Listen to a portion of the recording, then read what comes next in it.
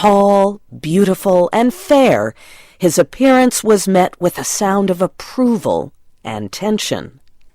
Half the people had not known so perfect a young man lived among them.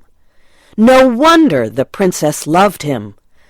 What a terrible thing for him to be there. As the young man entered the public arena, he turned to bend to the king. But he did not at all think of the great ruler. The young man's eyes instead were fixed on the princess, who sat to the right of her father.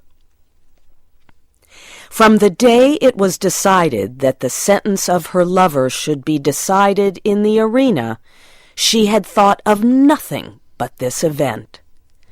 The princess had more power, influence, and force of character than anyone who had ever before been interested in such a case.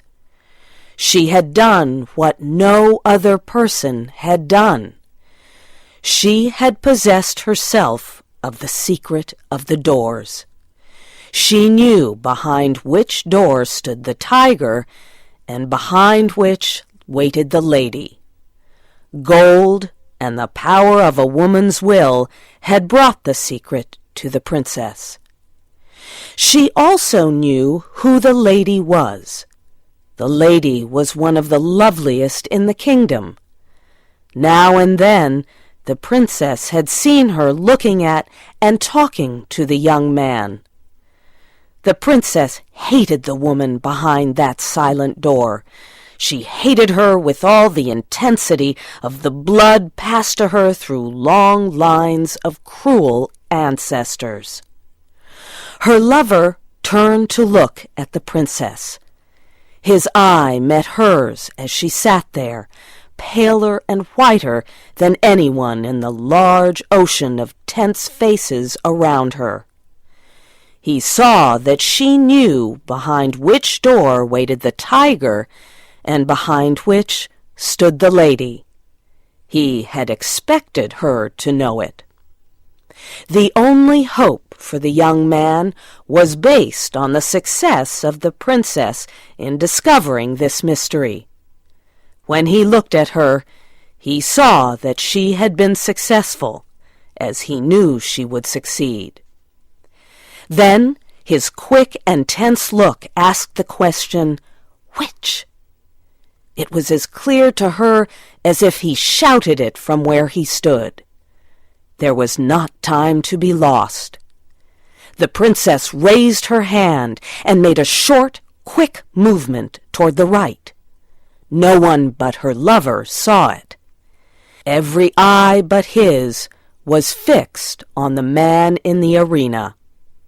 He turned, and with a firm and quick step, he walked across the empty space. Every heart stopped beating. Every breath was held. Every eye was fixed upon that man. He went to the door on the right and opened it.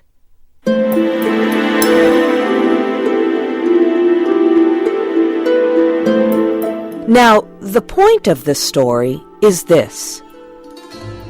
Did the tiger come out of that door, or did the lady? The more we think about this question, the harder it is to answer. It involves a study of the human heart. Think of it not as if the decision of the question depended upon yourself, but as if it depended upon that hot-blooded princess, her soul at a white heat under the fires of sadness and jealousy.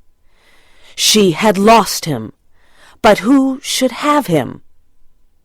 How often in her waking hours and in her dreams had she started in wild terror and covered her face with her hands? She thought of her lover opening the door on the other side of which waited the sharp teeth of the tiger. But how much oftener had she seen him open the other door?